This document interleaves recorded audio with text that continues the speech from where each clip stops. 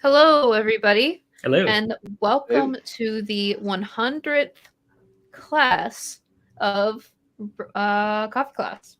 Man, I fumbled that. Welcome to the 100th coffee class. There we go. 100 Can cups you of coffee. believe? But that's kind of depressing, actually. That's a lot of hours. That's a lot of time. Wow, that's your takeaway. That's a lot of time. Think about it this way. That's like what? Like basically 100 hours. So we only Is need coffee to do class once a week only? Has it Oh, once a always week. been once a week? once a It's always week. been 100 And weeks. I know. how many hours until you master something? 10,000. So we haven't 10,000? even come close to mastering So coffee. 9,900 more hours to go, Yeah. and we will have mastered coffee class. We'll know how to talk. Oh Yeah. yeah, And I've not We even been here used the to go whole longer. 100. We used to Like, go I've Oh, thank longer. barely you. been here. We do look great for 100, don't we? Combined, we're not 100, I don't think. So no, we're Yeah. not.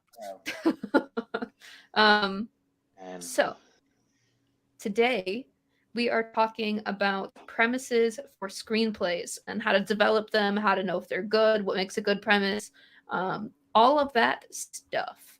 So I figure a good place to start is to define premise because it's a little bit more than an idea, right? I feel like there are two halves to this conversation. And there's a lot to talk about. I think there's the communication aspect of it. Like I have a log line, I want to communicate my finished idea to somebody aspect. And then there's the I'm trying to figure out what the hell I'm going to be writing. What is this thing?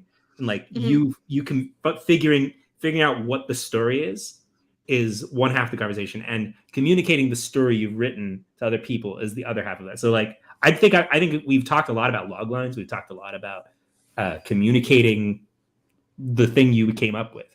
I think we should talk about well, what is this thing? How do I go about finding my story and like communicating that maybe to yourself? But we could talk about whatever we want. I just think there are two sides of the conversation. For sure. Of the word premise, right? Because it means different things. Like somebody's like, "What's your premise?" And then you go into a log line, right? So Avi and Alexie, you guys have a specific definition that's better than that. I've definitely seen the word used to mean different things. Like just recently, I saw a writer using premise to describe the theme. It's like the premise of this movie is that love conquers all, and it's like Oh, interesting. that. So I hate that. it sort of depends. That's just Yeah, well, wrong. it's. I mean, this is an example, but like the idea of defining terms, that we should be clear that this is how we're defining it, but other people use it differently. But the way that we're talking about it today, and you guys tell me if I'm wrong, but we're talking about essentially, logline. Like, what is what is sort of the unique story engine of this particular thing that you're telling? That is, specific and clear and short. So, Jurassic Park, genetically modified dinosaurs at a dinosaur theme park escape. Yeah. Premise. There you go. It's just the bare idea that it's specific enough that it is that one thing and not just kind of a broad genre of the premise of this movie is dinosaurs. It's like that's too broad. Yep. So you need that specificity, but what you don't want, for like premise would not include details like the premise is Dr. Alan Grant joins up with paleontologist so and so. You don't want it. So No. it's kind of a narrow band of the spectrum when we're talking about premise. Yeah. It's like the situation that sets up the story engine, right? Like it's the dramatic situation. Yeah. Right. And in general, so based on that, it should involve some kind of conflict or at least suggest some kind of challenge or conflict. Because the moment you say there's a theme park full of dinosaurs, there's an implied conflict, right? Well, I think the part of that to me made it a premise was, and they escape. Yeah, to me, that was the part that made it like an actual premise and not just like an idea. Right, like a scenario or like a setting. Yeah.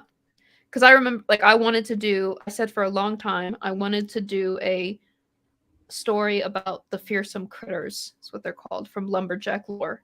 And I didn't know, and I knew I wanted to do it about that. I knew I wanted it to be about fearsome critters, but I didn't know what. And so I would call that an idea. And so I did a lot of research trying to come up with something that could be a premise. And then eventually was like, okay, you know, girls living in a lumber camp and has to go get something, and she deals with all these fearsome critters along the way.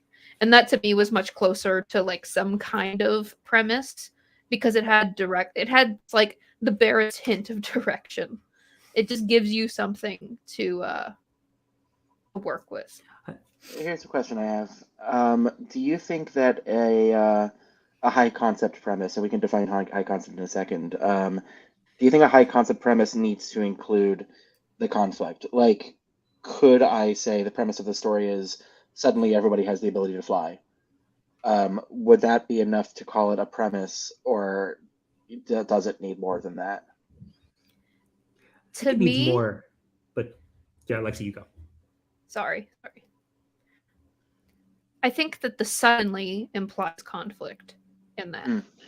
If you just said everybody has the ability to fly, and like put that on a plate and handed it to me, I'd say that's not a premise. But the fact that you said suddenly everybody has the ability to fly, I think that kind of suggests, okay, there's a change. There's something it implies direction again. Like it's a movement. It's like, okay, so things are going to come out of this because it's sudden. Would it be the inciting incident? Oftentimes, right? Yeah. Like the dinosaurs sleeping, right? Yeah.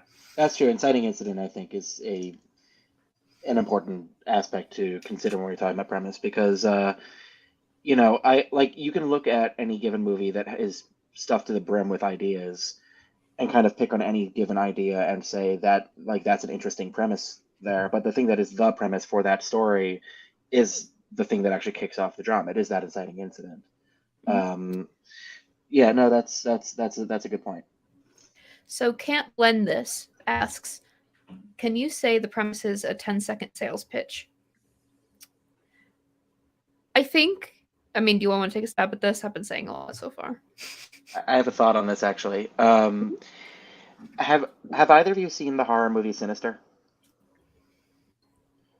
No. It's a great little horror movie from 10 years ago, written by C. Robert Cargill and directed by Scott Derrickson. And the story that they love to tell is that the way they pitched it to Jason Blum at Blumhouse was by saying, we've all seen found footage horror movies. This is about the guy who finds the footage.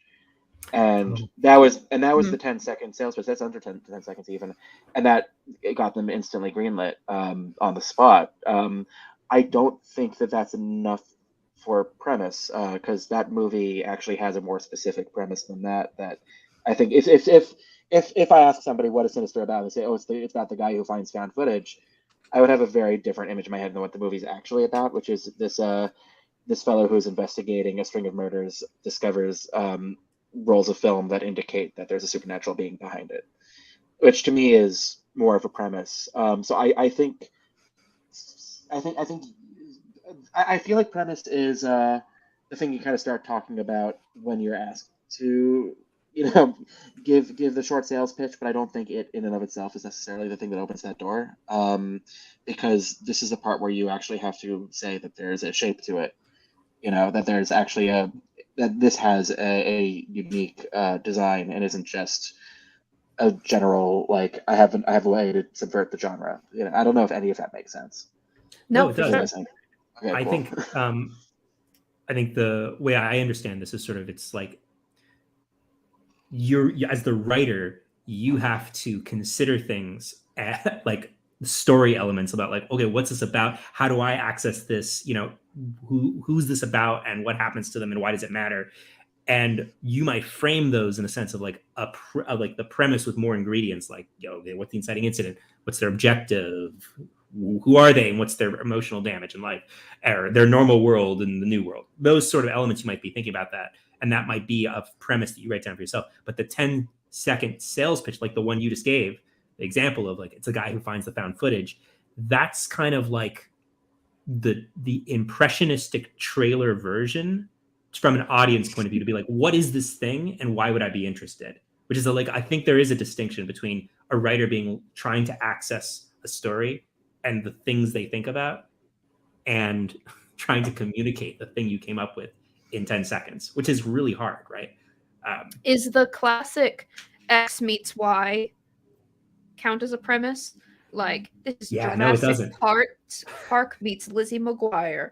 You know, like, is that a premise? I mean, I love that, but that isn't a premise, because that all that tells me is the vibe. All that tells me is the tone of it.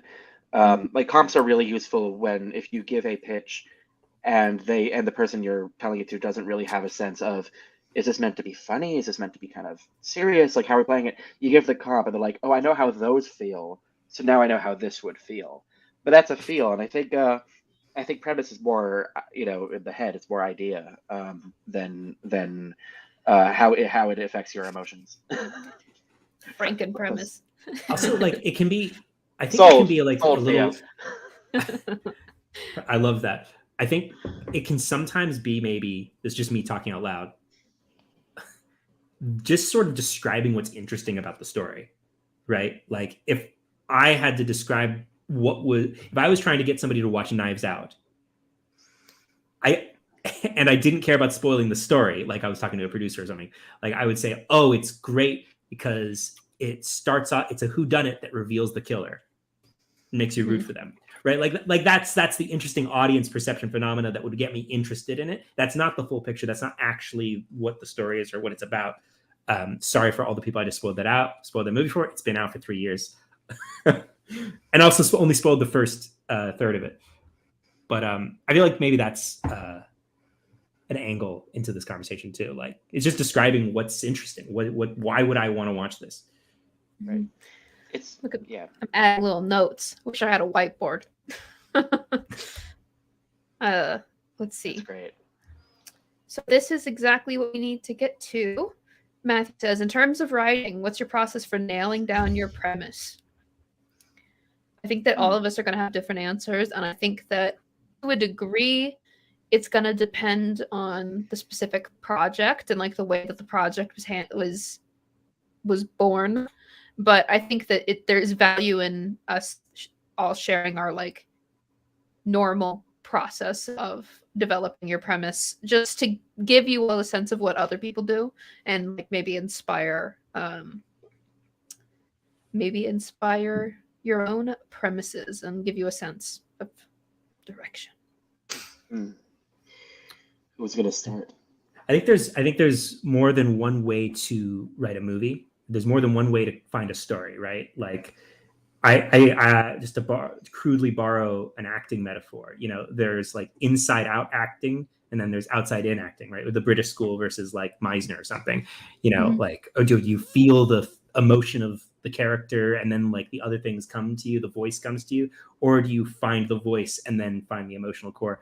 It's kind of like, okay, do you have like the idea of the story? Do you have like a plot construct that you're interested in? Do you have a genre that you want to explore, or do you have like a personal character like situation that you're trying to find, right? Like, you can start at whatever point is interesting to you, but you still have to reach the same end. You have to answer all the questions at the end of the day. Who is this a story about? What happens to them? What do they do about it? What choices do they make along the way? And why should we care about it? Like, all those like you can start with the character. You could start with the situation. You could start with even the setting. Like, I want to write a story about, advertising executives in the 50s, right? Like, and then you can find a character to that. Or you could start with the character of like, oh, that was my grandfather, and I want to write a story about them or something, like, I think that's kind of my, personally, I'm a very idea centric person. And this is a great example of a great premise. Like, I'm sure they started. I would bet you $100 that they started with the idea and then found the character arc after this, right? Yeah. So I wanted to use this as an example to try to like nail down what you mean by outside in or inside out writers. Right. So the outside in premise for this is, I would think, the kernel for the premise would have started with museum comes alive at night, right? And so I think that would have been like the idea that would have moved to a premise that's like the museum comes alive at night and has like a curse that like is creating problems. Like, there's a curse and it's creating problems, stuff comes alive at night. And then the inside out approach to this would focus on the security guard, like the fact that he's a newly recruited security guard at the Museum of Natural History would be the inside out approach, and probably a little bit more focused on like his character journey. But I agree with Adam that this appears to be an outside in high concept. And I think all high concept would be outside in by definition if we're using that framework of talking about it. I also think like it could be this could be slightly dishonest because I feel like all stories for all people are like it's never all or nothing. Like you obviously have some sort of idea of the feeling of the movie or something you want to write once you find an idea, I believe anyway. But Avi, do you have something to add to that? Yeah, I mean, I feel like if we're gonna be like reductive and really like try to define premise, I feel like it means an idea for a movie that is actionable for a writer. Where it's not enough to just kind of have a sandbox. Like there needs to be borders to that sandbox. There needs to be, things within that sandbox. And I think once there is that actual potential for drama, for story to happen, for motion to happen, then it's a premise. Otherwise, like there's this anecdote. I feel like I probably shared it on Coffee Class before, but I don't know. Stop me if I did. J. Michael Straczynski ran the 1980s Twilight Zone reboot, and he has this anecdote where somebody came in to pitch an episode to them, and they schmooze for a bit, and then the guy sits down and he's about to start his pitch and says, "Amnesia." And Straczynski leans in and it's like, "Yeah, amnesia." It's like, amnesia, albatross, Albuquerque. What are we doing? He's like, "Oh, I just feel like amnesia stories are in right now." It's like, "Is that your whole pitch?" Like, "That's my pitch." Of course, he didn't get to do it because that's not actionable, right? Like that's like I can imagine you can come up with a premise that uses that exists within that, but there needs to be that actionable element of like Night at the Museum. It's not like if you just say a museum comes to life at night, that could mean so many things. But the idea of a museum guard is there that like the night the museum comes alive. It's like, okay, well now we have a character. There's inherent, implied stakes. There's implied urgency. There's implied conflict. You don't have to outright state what those things are in the premise, but there needs to be a clear potential for those things, because otherwise, anybody can like when they say ideas are a dime a dozen, 15 different people can come up with amnesia, but not every single one of them is going to come up with the same premise about amnesia. Yeah. I'll say something that is interesting is that open writing assignments a lot of times are amnesia. And like Body so bag. an open an open writing assignment is something where a producer normally like a creative executive or producer or some kind of exec at a company has an idea that they want to get a writer to write, and so what will happen is your manager or agent will typically send in some scripts you've done that are within the same vein, like within the same genre, things like that, and then you'll get interviewed for it and get to pitch about it and all this stuff, and then hopefully get hired. So that's an open writing assignment. But a lot of times they're especially challenging because the premise that they give you is so open. It would be like an executive was like, I was thinking the other day, amnesia. It'd be, it's like these very vague things oftentimes. I think it's a great anecdote. Oh, yeah. You go. I'll be very quick, but it's on that topic. This is screenwriter gave a lecture I attended, was talking about a producer came to him with an opportunity for work. It's like, I have this great idea. If you could write a great script for it, it's great. It's like, all right, what's the idea? It's like, well, there's this giant satellite that's coming towards Earth. It's like, all right. It's like, yeah, no, it's really big. It's like, is the danger that it's going to collide with Earth? It's like, no. It's coming, but like, it's really big. It's like, okay, so what's the concern? It's like, well, it's just so big, and like, we can like that sort of tests what the boundary of a premise in the first place is. It's like that's half a premise, right? Yeah. It's coming towards Earth, and what is it here to steal our gerbils? Is it here to leave us with presents that it turns out they're poisonous to humans? Like what's actually going? Are we going to visit it? Are we going to leave Earth for it? Like, what's the actual setup? And none of those, like, if you just had that, is enough for to then take out and say, I have an idea, I'm going to go send that idea somewhere. You then have to work on it, right? The pitch is the basic foundation upon which you actually have to build a story. Right. Which, by the way, side note, if you've ever had somebody come to you and say, I have a great idea for a movie, why don't you write it and we'll split it 50-50?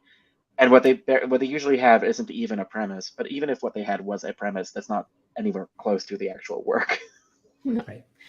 I think maybe now that we're talking about actually what is a premise, it's not just an idea, right? There's a meteorite coming in, it's just so big.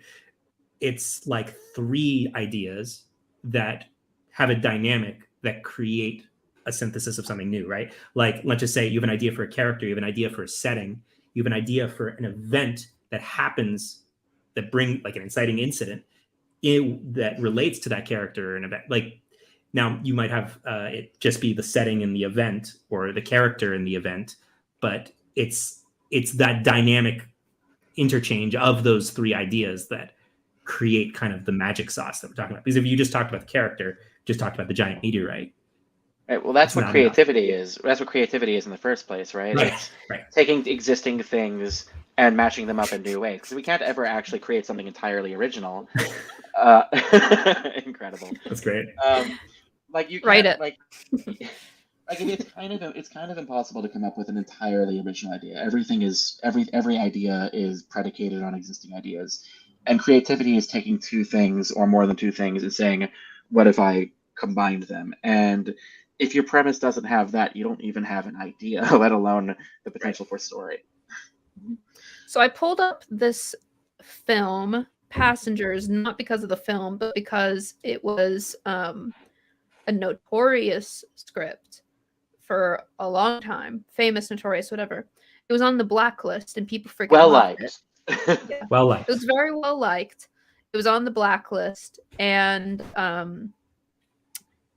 basically, it had a really good premise, but it wasn't getting picked up because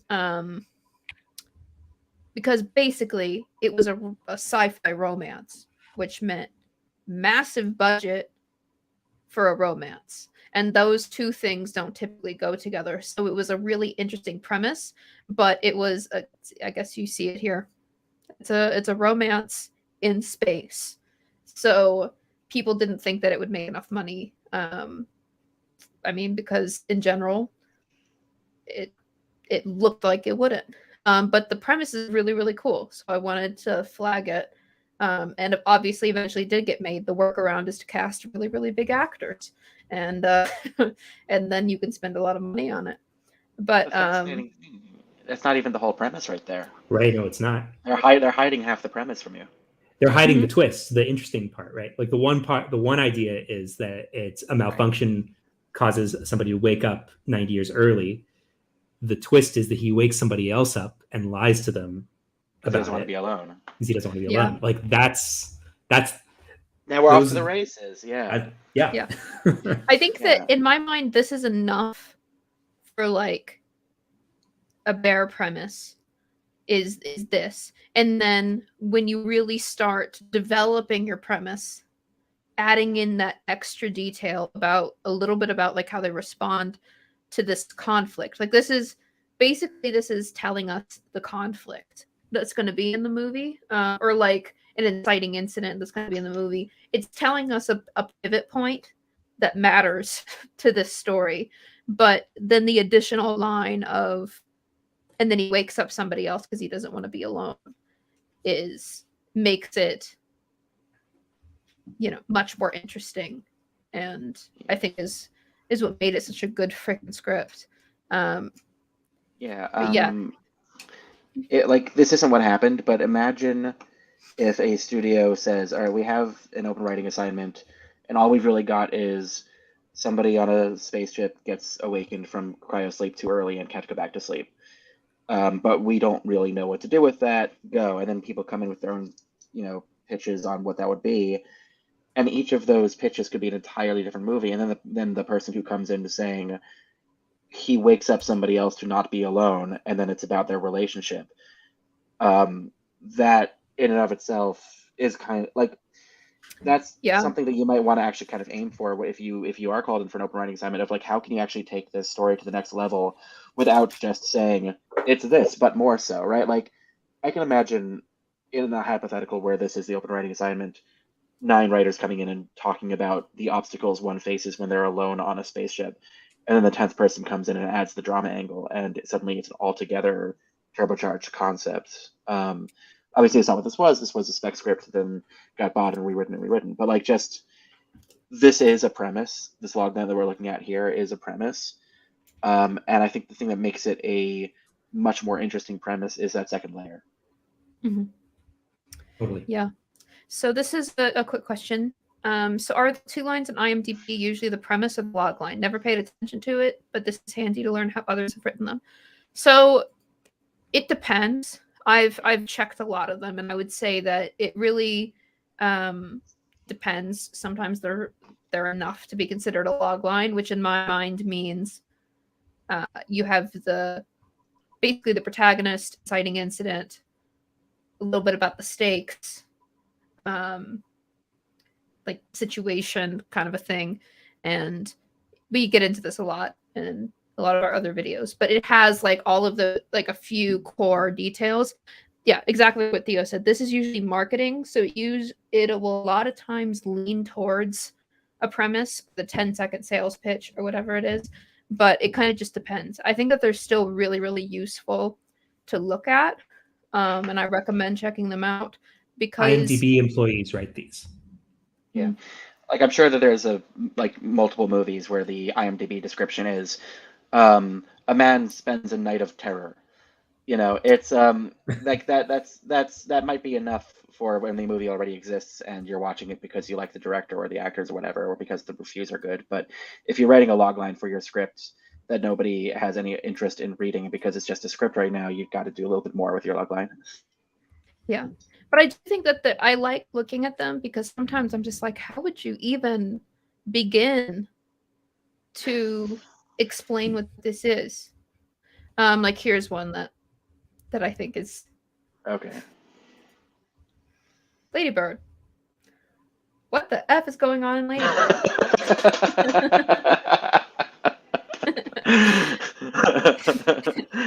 In 2002, a coming-of-age story comes of age.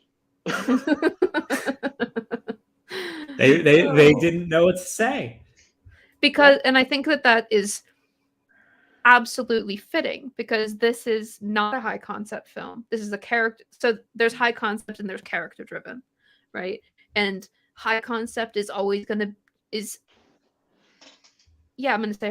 always going to be more appealing in the premise than a character driven piece, because character driven stuff is so dependent on execution, and this is very much a character driven story.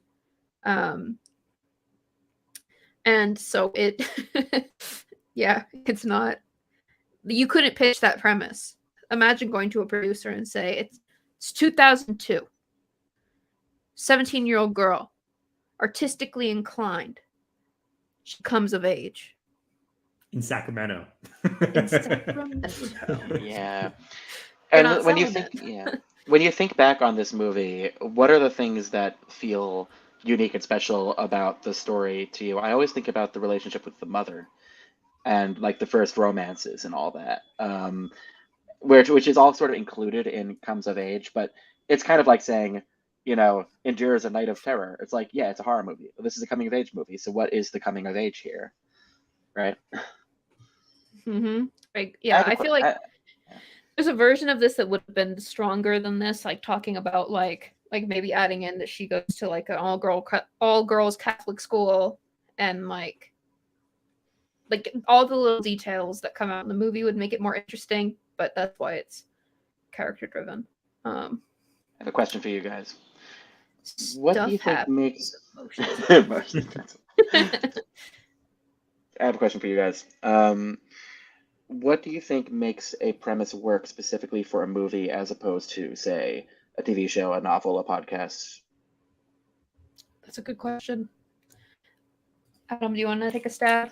Yeah. While I pull up some TV stuff.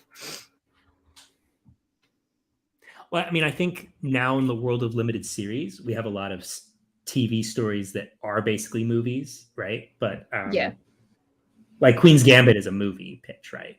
Like I would imagine, but I think for me it comes down to genre and audience expectation, right? Like a heist is a movie, like the situation, the boundaries of the situation, right? Like the classic example is like a movie about blowing up a Death Star, or a story about it blowing up a Death Star is probably a movie. A story about overcoming bureaucracy of the Empire is probably a TV show, right? Like it depends on what the parameters of the conflict are, right? But that's I think sometimes maybe you can't tell. Like I don't know, depends. Yeah. What do you think?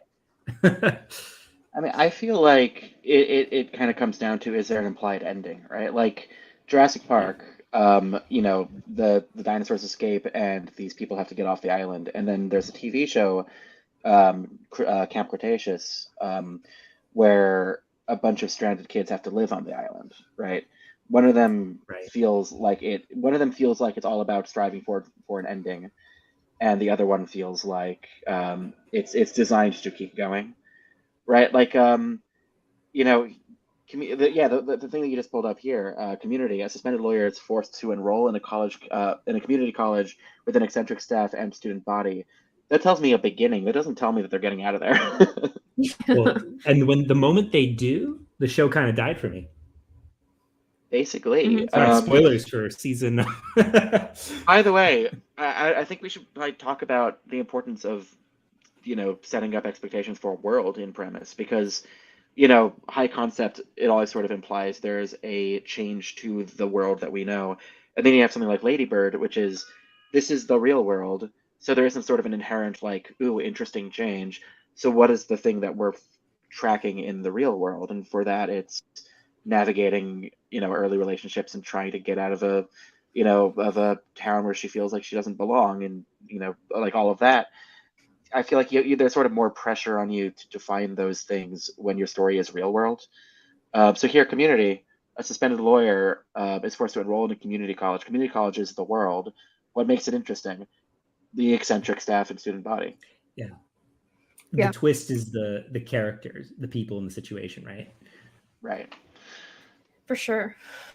I'm trying to think of some other TV shows. Interesting element. But also, like, if we're talking about like premise has to have conflict, a TV show could kind of have like a different conflict every week, and just a general overarching conflict that might be sort of broad enough that it doesn't have to be sort of dealt with individually every single time, right?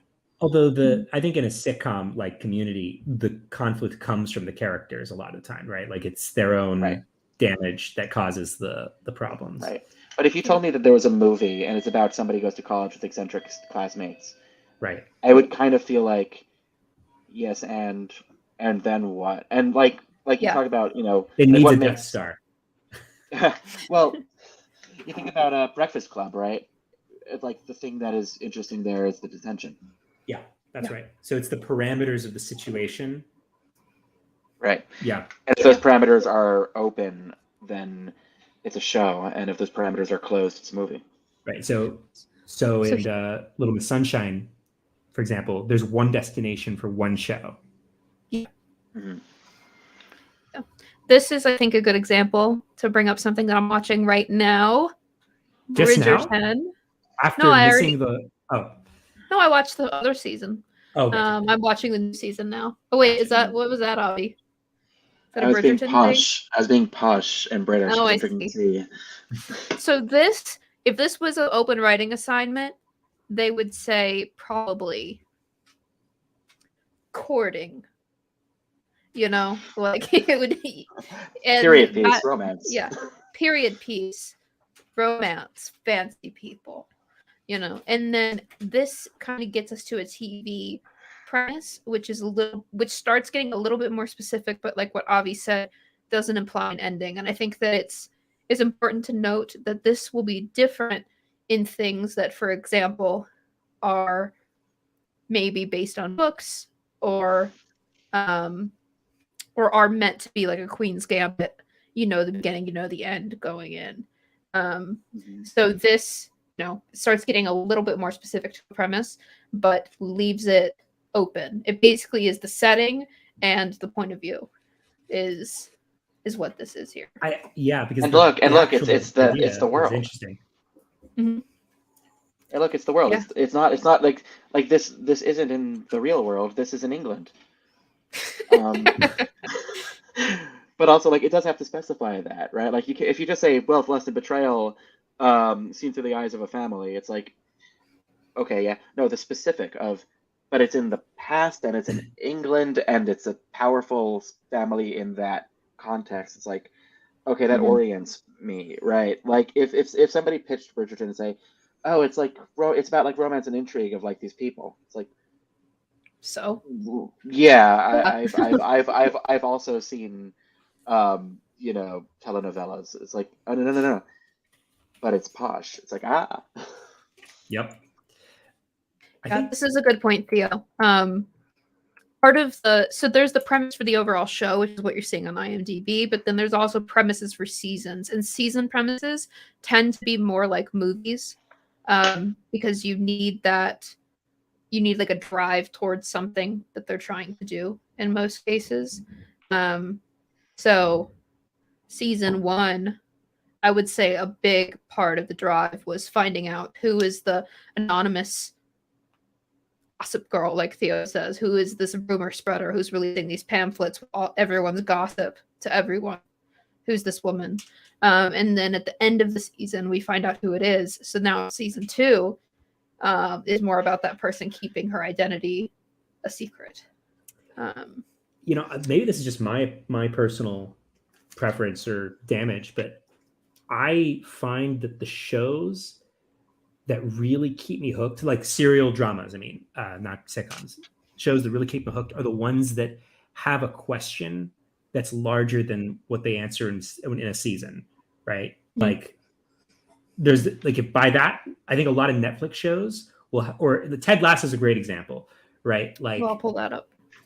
Ted Lasso was the season 1 of Ted Lasso was all about this one soccer tournament and how they do. I won't spoil how it happens, but season 2 kind of puts all of that stuff on the back burner, right? Like everybody gets along. Like season 1 was all about, okay, the manager wants to secretly fire him because she resents him and because she wants to torpedo the whole team, and he's ill-equipped to actually manage a soccer team. And season 2 sort of took the focus totally away from that sort of angle. Like they resolved his main relationship with the manager. Like they're cool now, they're friends, and soccer doesn't really matter that much. Let's all talk about our personal lives. It went into like side stories about all the characters, and I craved like the promise of season 1. I don't know. I felt like something was missing. And shows like Breaking Bad, for example, I hate talking about it because everybody talks about it, but like I didn't feel like anything was resolved at the end of season 1. I just thought like everything they tried to do was messed up 20 times worse than they could have. And I didn't feel like things were resolved really until like a few seasons in. Well, it's a tricky. Yeah. Oh, go ahead. Oh, it's a tricky thing to do in a show because, on one hand, you want to keep the story going as long as possible, right, and you want to keep people interested as long as possible. On the other hand, if you don't let these things get resolved, then you lose their interest because they start to realize it'll never get resolved, right? Like, for decades, Superman, the main question that they would have is, will Lois Lane ever find out who he is? And it kind of reached a point of like, we have to answer this because otherwise this Right. is just going to get tired. And then she found out, and then they got married. And so like, you do have to advance the plot. So you then have to find something that, further serves the overarching premise, but then kind of takes it in a new place. Like a show that I think about, which I have mixed feelings about the execution of the show itself, but in terms of premise, you have Westworld, right? And just to kind of potentially spoil the general shape of the show without getting into specifics, the general premise of the show overall is there's a theme park full of very realistic robots that resemble people in the Old West, and tourists can violently encounter them for fun, and the robots start to kind of rebel, right? So the first Yeah. season is all about reaching that point where the robots are finally capable of rebelling. The second season is about the rebellion itself, and the third season is about them actually leaving the park altogether, right? And so like each season has to go to a new place, because if it's just endlessly trying to reach a point where the robots are finally capable of standing up for themselves, it'll get tired really fast. And it's just about, will this show ever actually culminate? Yeah, they could have just stayed in Westworld Right. forever and Yeah. just had different people come through and have a really, really like character driven thing. And then you lose the Right? premise. Yeah. Yeah, but then you lose I'm the just saying you rebellion could have. premise. Yeah. Yeah. Then it's a different premise. Now it's just about, Yeah. what does this park do to people? It's like you look at a show like The Handmaid's Tale, right? Which the first season is based on a novel, which is just about women subjugated in a world that is very fascist in its subjugation of women.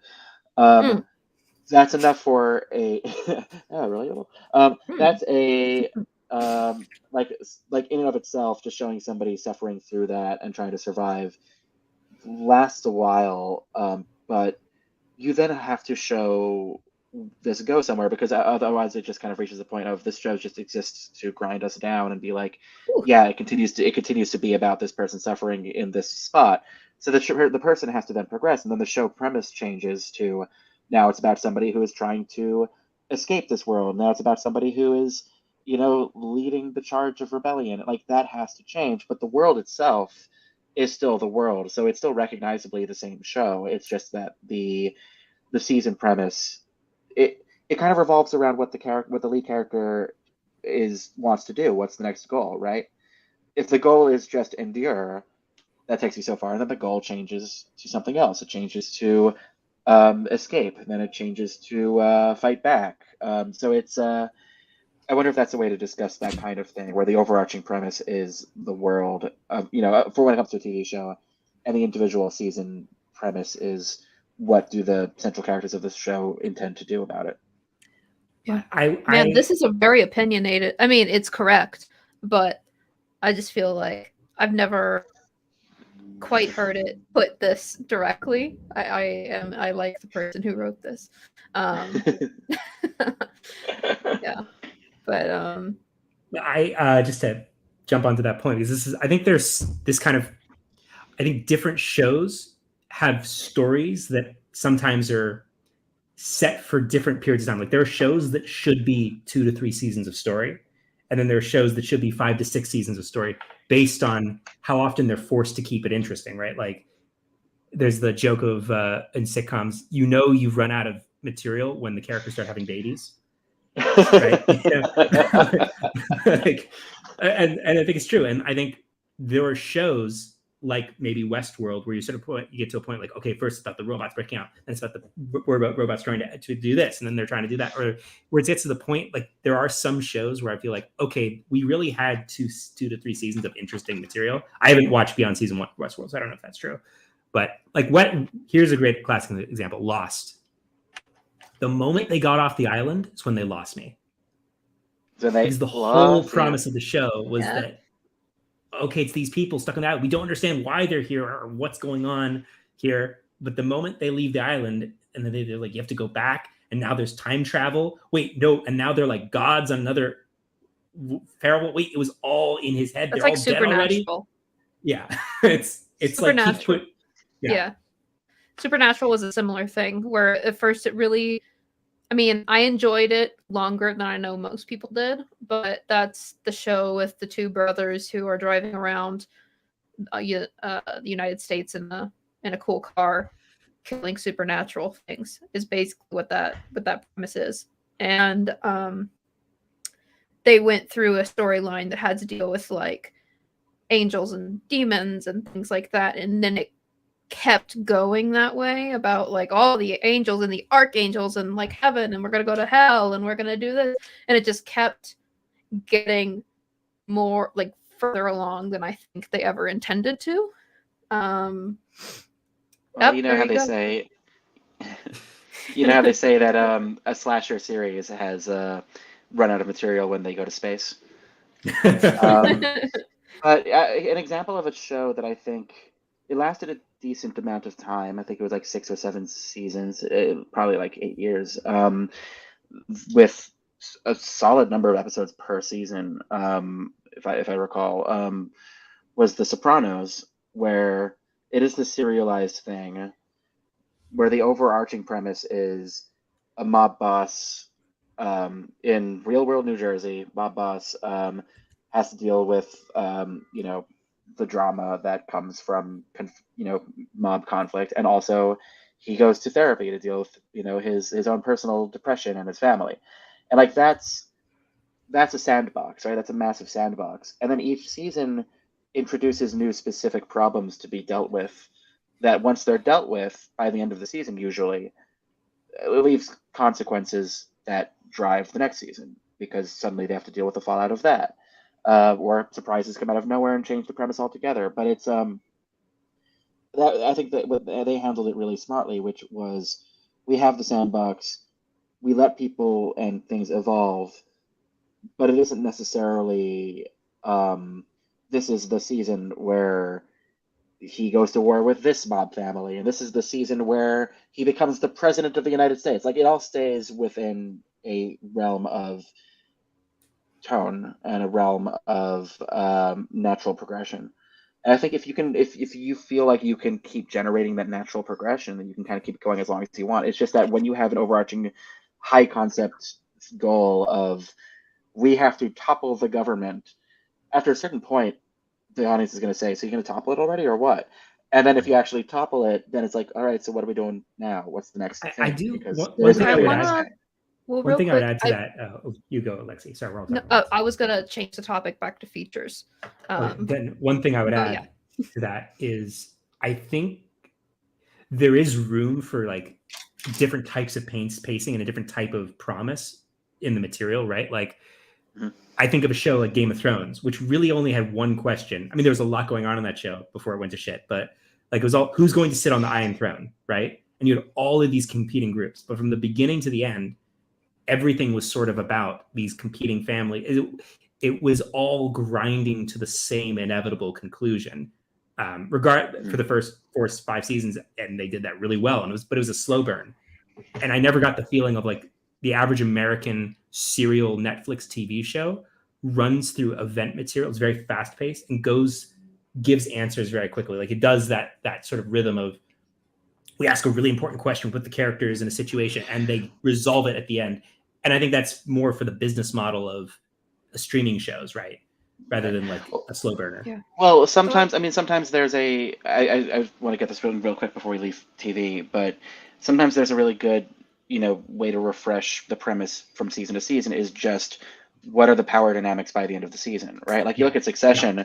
Succession is the same show that's always been. Yeah, it's just that each season there's sort of a turnover of who's in power and who is not in power, and they can keep seesawing that as long as they want and just generate new stories out of that. For sure. So I wanted to get back to features a little bit and also address this question from a while ago from Matthew, which is how would you refine a premise for a character-driven piece? What needs to be included? So I think that this is a good place to define character-driven versus high concept. and like also how that connects to like outside in or inside out writing. Do you all want to, Avi, I think you said you had a definition for high concept. Yeah, I think high concept is an idea for a story that's sort of about how this story takes place in a, it's sort of offering something elevated from reality, right? Like superpowers or dinosaurs and stuff. Like a combination of different ideas that create a new idea that is ultimately unrealistic in a in a sort of world changing kind of a way, I think.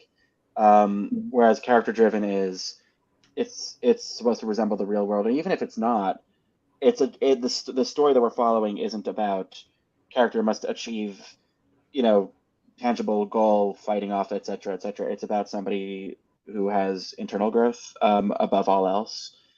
I think in like if you give a high concept pitch, somebody in the room kind of immediately has an image in their head of like, oh, I know how to sell this, I know what this looks like. Whereas character drama is more dependent on how you play the nuances of a character arc, without necessarily putting a fire to their heels in the form of something completely, spectacular. I don't know if any of that made sense. I just spoke words until I ran out of words. No, that was good. The one thing I'd add to that is, yes, it's more about a reflection of life, interpersonal dynamics. I think the answer is you still need to come up with a meaningful objective, but that objective's obstacles should be like the relationships in their life. Usually, I think that the best character driven pieces really focus, like Lady Bird's a perfect example. She wants to go to NYU. She wants to escape Sacramento and her life.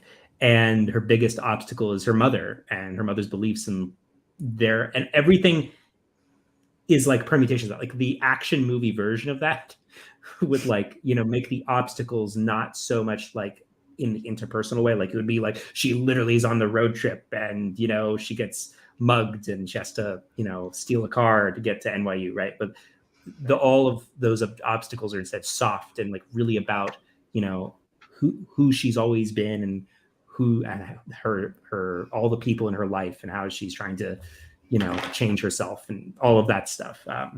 Lady Bird. Here's a question for you: is Juno high concept or character driven? I think it's high concept.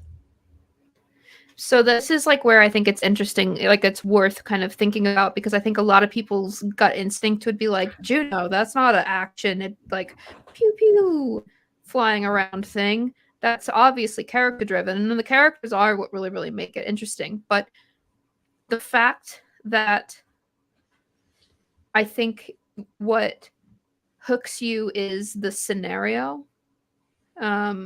which is, a teenage girl gets pregnant and has to find a family for the baby, is basically what Juno's premise is.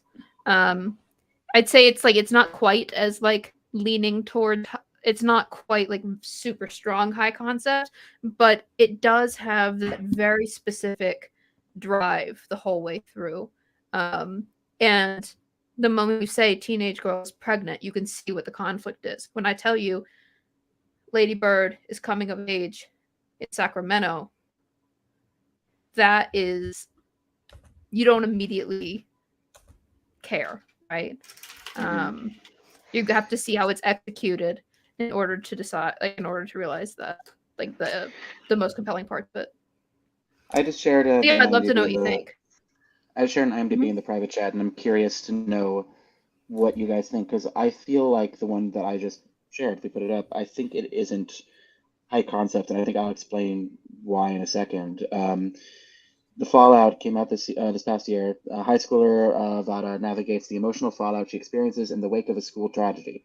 So basically what happens in this movie is there's a school shooting in the first 10 minutes, and she survives it.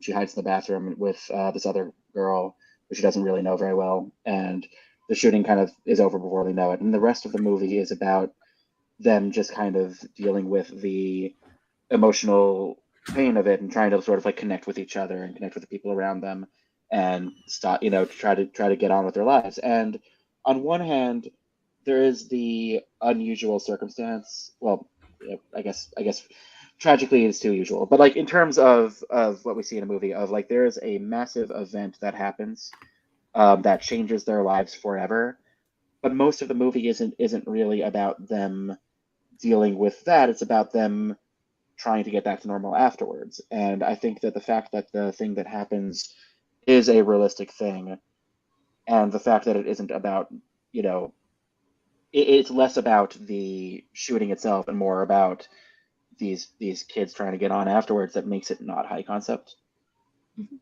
It's a tricky thing.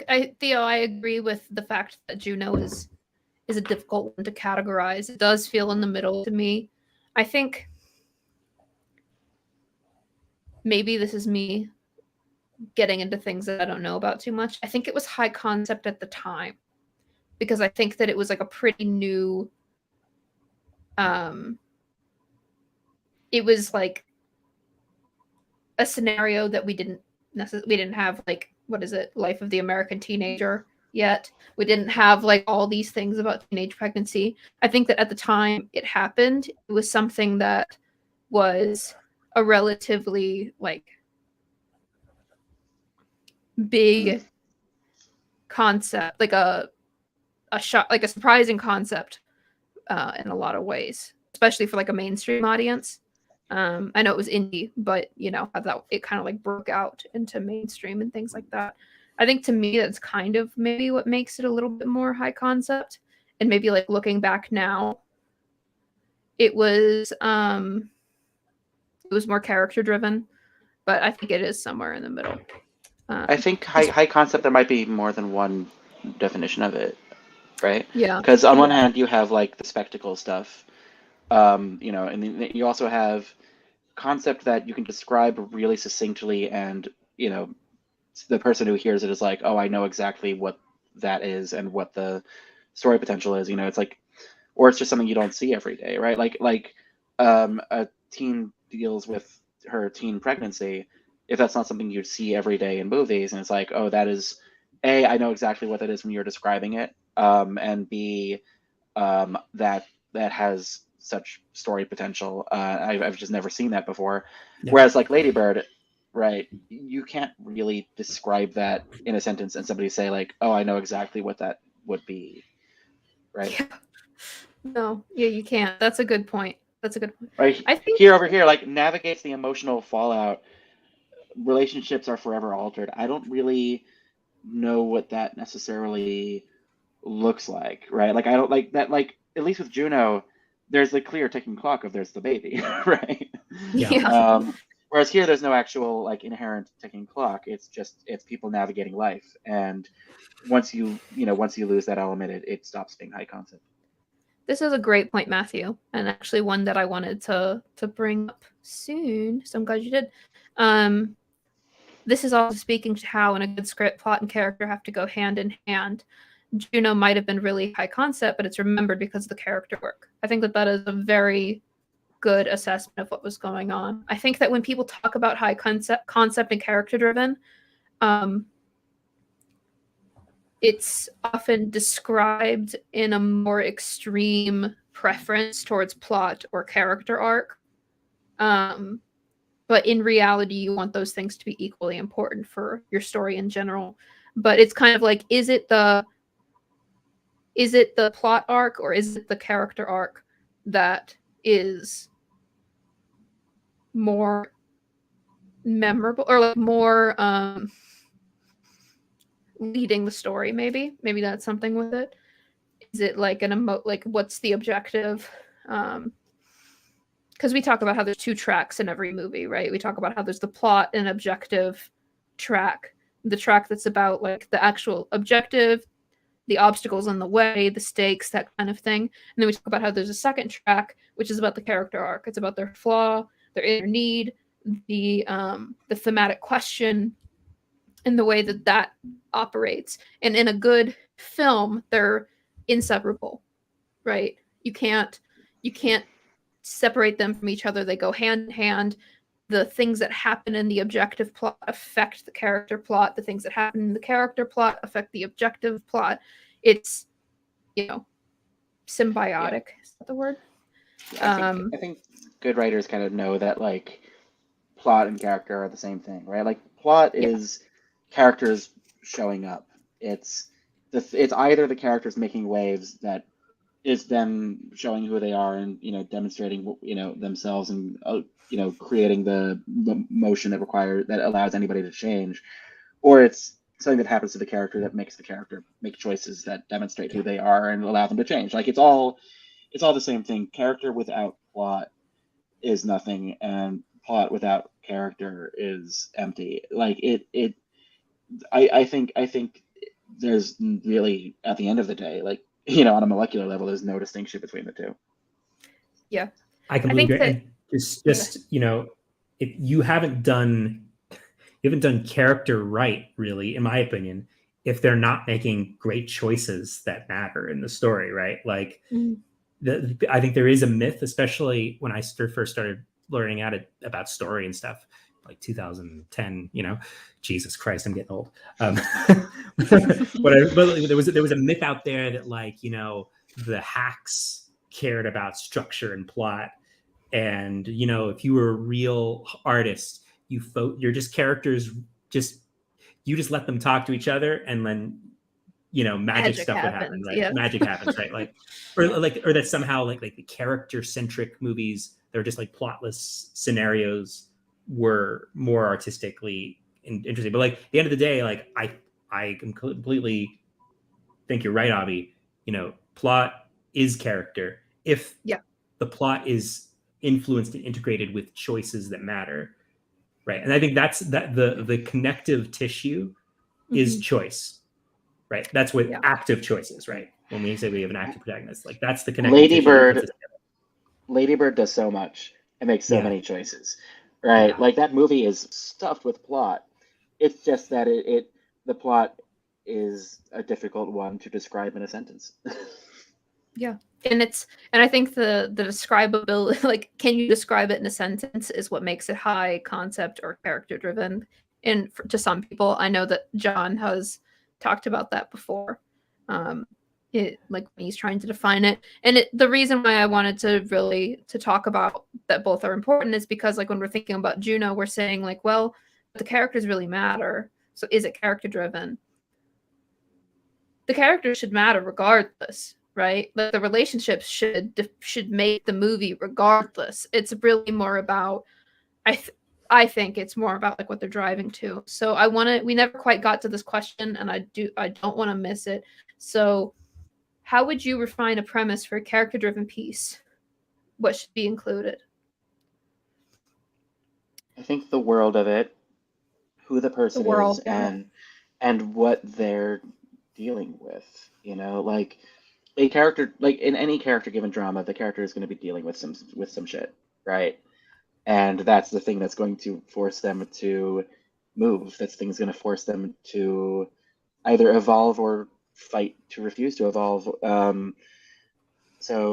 It's what are they dealing with? What's the problem that they're living with? And maybe the problem is a number of small problems. And it's what they want. What they want might not be the Ark of the Covenant, but if your story is about somebody who wants fulfillment, you got to show me why they're not fulfilled, right? Yeah, I think that my advice would be, if it's character driven, then focus on what's interesting about that emotional track. What's their flaw? What's the thematic question that you're really exploring? Maybe think about some key interesting, what is your inciting incident for that character drama? You still want to think about what that is, because there should still be an inciting incident. And I think that will make it more interesting. I feel like the Lady Bird premise that we were looking at would have been a lot more interesting if, instead of saying an artistically inclined 17-year-old girl, we said something like, a rebellious. I mean, rebellious is so generic, but if we focused on the right. the girl that doesn't get along with her mom at all. The relationships, school kind of a thing, Yeah. If you talk about the relationship with her mom that's at stake with her choice of school. Yeah. Yep. Emotional stakes, the inner need, the flaw. I would think about that side of the script because that's what makes up the premise is the emotional side, like the internal relationship side. Alexie, I have the opposite opinion. Because if you're really in this situation, I think if you are of a character, if you're trying to do a character-centric movie, you probably already thinking about that stuff, right? I would say think about your plot, like what's the objective and what's at stake, like, and how does that matter to them? It could be a soft objective, like it doesn't have to be the Ark of the Covenant. Oh, wouldn't it be great if more people made the Ark of the Covenant their objective in their script? Like, I think the thing is, you have dinosaurs escape the theme park and try to get the Ark of the Covenant. A 17-year-old girl tries to get the Ark of the Covenant in Sacramento, California. Honestly, I would watch that in a heartbeat. I would watch that too.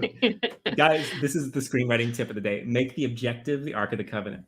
But the thing is, you should do both. Like the takeaway is you can't make an interesting, satisfying movie without plot, and you can't make an interesting, satisfying movie without character development that's meaningful in some capacity. Like the best movies feel like they have them. And I think a lot of the movies you think are like, wow, that was such a moving, amazing character piece, had a plot that was working with accelerating stakes.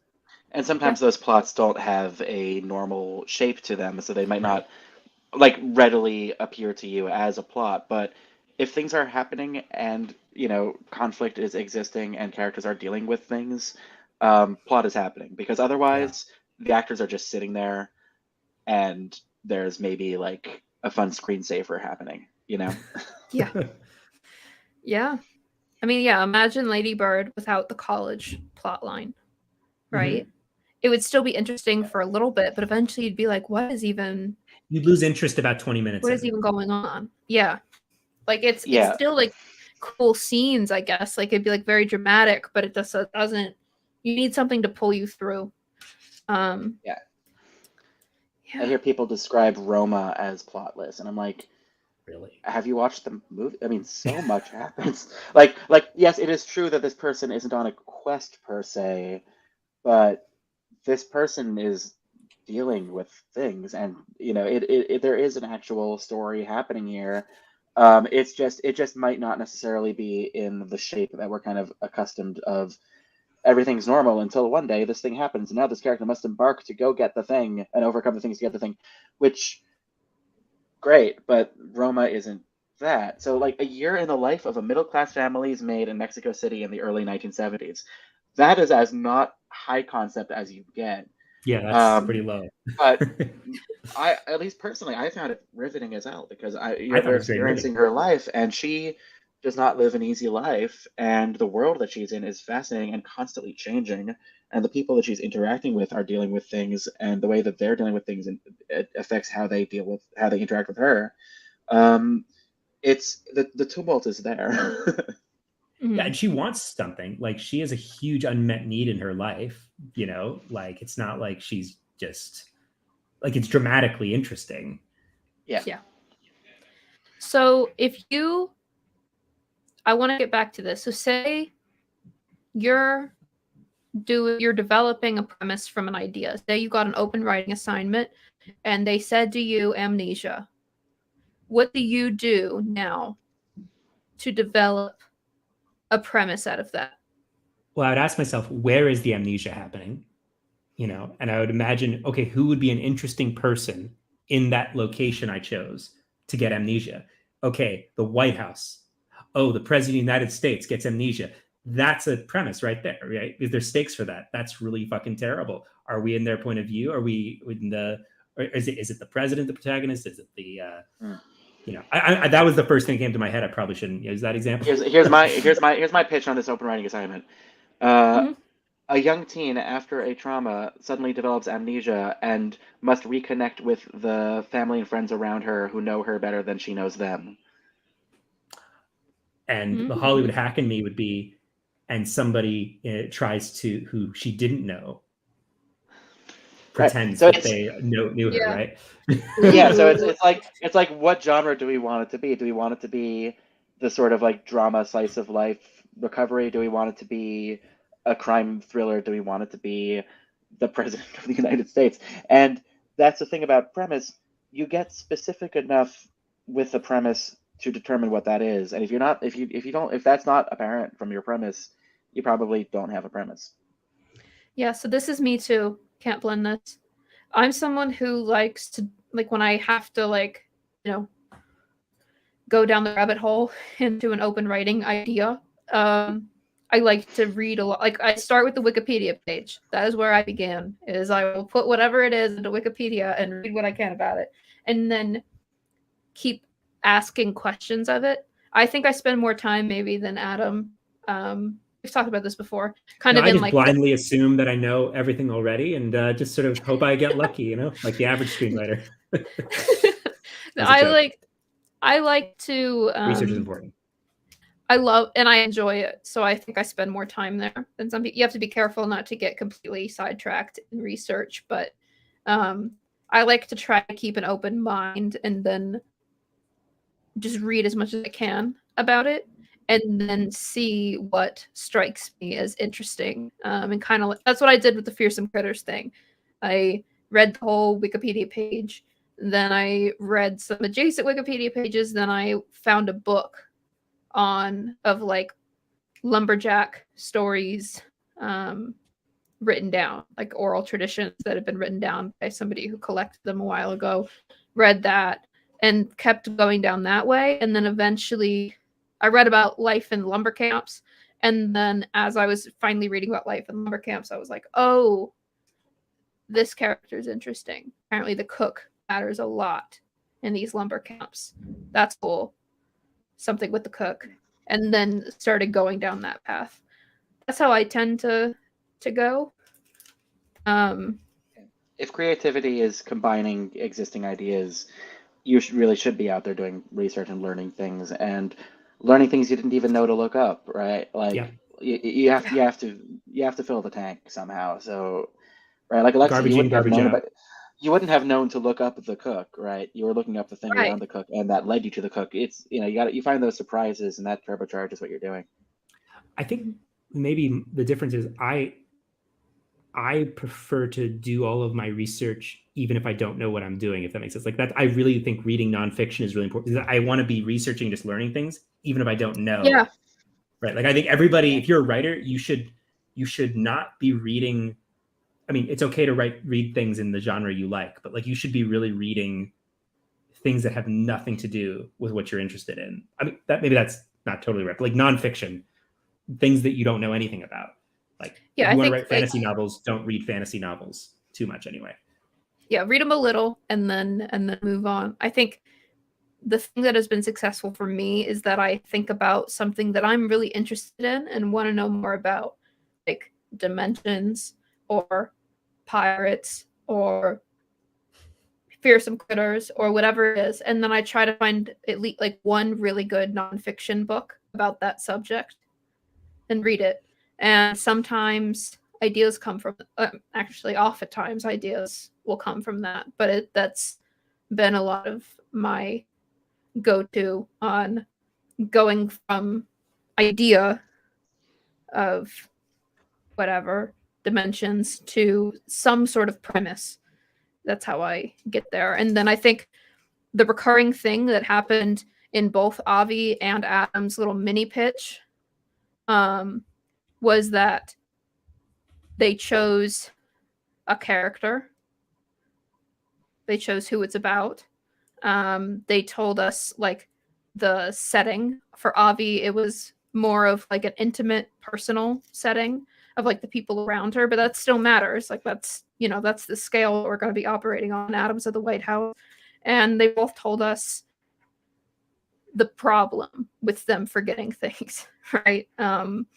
They told us that Avi said people remember her and she doesn't remember them, and Adam said he's the president, so that's bad, And so I think it's problem, character, and setting, and then like the coupled with the situation.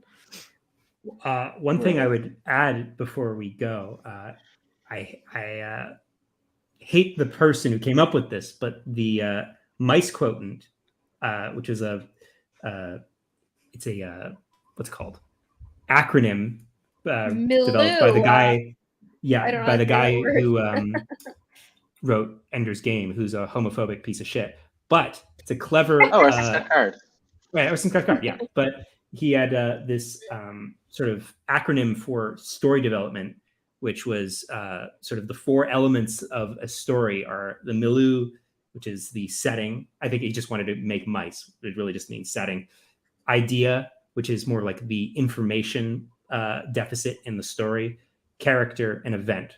And like those 4 idea, like you'd have different stories that would favor. Like you have a setting story, or an idea story, or an event story, but all 4 of those elements would all sort of convert into. I've never made a story this way, but I thought it was interesting, and some people find it interesting. Sort of be like, okay, what is the event of my story, et cetera, et cetera. We have a question from Patrick here, which is very important. Are there things not to do to prevent being unduly influenced in a way that a writer would want to avoid? Like if you're reading up on things that aren't, if you're just reading up on things in the world to get an inspiration. Well, I mean, yeah, I suppose. Say you were given the premise of amnesia. Is there anything that you wouldn't do? What I wouldn't do is look up movies about amnesia and pitch the idea that is most exciting to you and say, but I'll do it, but it'll be my version of that, right? Like find something concrete, like what if we're talking about finding inspiration where it won't hit, like you don't want to be incuriously curious where you're just kind of looking at, like, want to learn more about the stuff that you are like already know. Like you want to kind of expand your horizons. I think that's sort of the case also with, coming up with ideas. Like you see an idea that strikes you, try to find out what you like about that idea, but don't just say, I want to do that. Like I want to do my version of that. Like take what about that idea excites you and see if you can recreate that with different elements, like mash it up with something else. Like, if you love Jurassic Park, I keep coming back to Jurassic Park because it's the most high concept thing I know, but like, don't say, I want to make my own Jurassic Park, so I'm going to make my movie about dinosaurs attacking. It's like, well, but what about Jurassic Park actually excites you? Is actually striking your imagination? Is it the fact that these people are in danger from predators? Like, can you create a new world of that? Can you create a new scenario that gets to that same thing, but made of different elements? Yeah, I mean, I guess that's a long way of saying don't plagiarize. Yeah, I have another way of saying that. Before what you restating with language we brought up earlier is, if creativity is bringing 2 unrelated ideas together, or 3 ideas that, the combining existing ideas, don't go to somebody else's combination. Yeah. Like that's like, then you're recreating a dynamic. Don't recreate the dynamic. Find your own dynamic. Yeah. Right. And like, and if you're combining things, combine different things. Like, don't say like it's Mission Impossible meets James Bond. It's like, yeah, that's because that's the same suit. That's one idea. The same story suit. For me, I like to hold back on looking, like on scouting out other things that have been done, but like watching something else that have been done before, until later in the process. So like when I'm in that idea collection stage, I'm not watching every single movie on pirates. I'm doing my own research and trying to come up with my own things. And then maybe later in the process, once I think I have kind of a premise, then I might go watch what other people have done, just to get a sense of it and to like see how your thing is different and how it fits. But to me, it helps to not go too far down other fiction paths, because I think it gives me at least more room to come up with original ideas and to not latch on to somebody else's interpretation too early. I would also say that for premises, you don't necessarily need to know yet how it ends. That's stuff you can figure out later. You don't necessarily need to know all of who is in it. You don't need to know all the characters yet. there's a lot of stuff you don't need to know and don't need to like weigh yourself down with at the premise stage. I mean, if you get to logline, you start needing to know more. But if you're just thinking about a premise, all these other things haven't come up yet. Usually, it's usually just kind of the setup is a premise. That's all good. I have one thing I'd add. Just sort of a thing not to do is don't forget or lose the feeling of the story you want to tell by like being persuaded by a clever idea. Right? Like I feel like so often people can like end up developing story ideas for movies they wouldn't even watch, especially when you're starting out. So we did that, Adam, when you were helping. Where we were co-writing an idea and we ended up with like a bunch of I meant recently when I was writing for an open writing assignment, I had a very, very loose idea, which was basically like unnamed fantasy creature. And that was the open writing assignment, right? It was a specific like fantasy creature, and that was the whole thing. It'd be like dragons. And an existing IP that you were told you could ignore. Yeah, imagine I was given dragons and then a movie about dragons that they said ignore it. So I was like, what? But when I was talking to you, Adam, and you were helping me like as I came up with like, well, I wanted to do something about this theme, you were helping me come up with ideas, and at some point I realized all this stuff is really cool. I could go a million different ways with this, but the way I'm going to choose which way I go is I'm going to sit down and I'm going to think about what thematic question is interesting to me. What is something that I really care about here? And then I was thinking about, so I started thinking about like, okay, like what questions are there, like emotional, like moral character questions that I think are interesting within this. And some things I just don't find interesting. I'm not going to write a daddy-daughter story, sorry. And it's an ongoing joke. Anyway. No, it's a good one. And so it's like I have to find what I would write. Everybody has to send her their movie recommendations for great daddy-daughter stories. Yeah. Don't forget. Like, don't forget the you of the story that you're trying to come up with. Don't just kind of get in the head of what is a thing that will excite other people. Yeah. Right.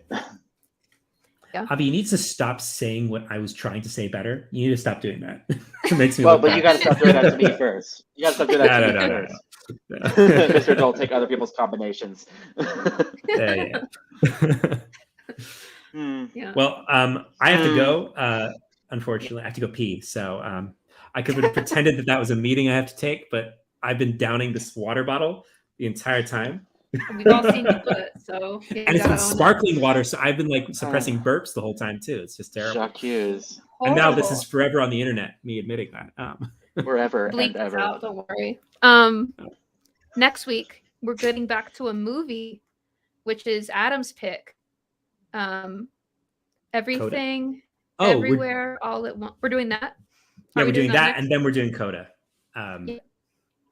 So we're getting back to some breakdowns. So Everything Everywhere All at Once is what we're checking out. And unfortunately, it's only in theaters right now. It came out today in the wide release. Wide release, okay, good. I'm seeing it with Adam this weekend. Yeah, tomorrow. And Adam, oh yeah, tomorrow. Wow, Jesus. And you get to meet my partner Brett too. for the first time. We'll see Brett there. Yeah, I'll finally get to meet the elusive partner of Adam, who I would have thought was a myth if I didn't see her crawling in the background, trying to hide from the camera. Right? We were in a meeting once. She was trying to crawl out in the background. Yeah, it's great. Oh man. But Adam's seeing it a second time, and yeah, because I'm going to break it down. So, and it's a very chaotic movie. So I'm going to bring my notepad this time. It was a lot.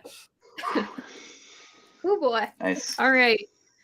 So we'll see you at the theater, Brett, and maybe I don't think so. I don't think that's true. I think I just lied.